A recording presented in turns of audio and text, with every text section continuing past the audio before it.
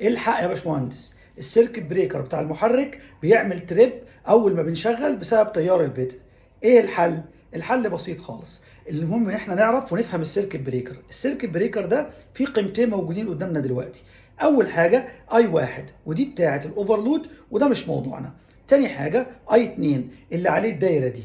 طيب الاي 2 ده في عندي اول حاجه فيه سيلكتور اللي هو مكتوب عليه اس واي. انا لو اخترت الاي يبقى في الحاله دي ماليش تحكم على السيركت بريكر، واول ما اوصل للقيمه بتاعه الشورت سيركت السيركت بريكر هيفصل بدون اي تاخير. طيب لو اخترت الاس في الحاله دي بقى اقدر اتحكم. اول حاجه اتحكم فيها ان انا اقدر اختار القيمه بتاعه اي 2 عن طريق السلكتورز الصغيره اللي موجوده دي.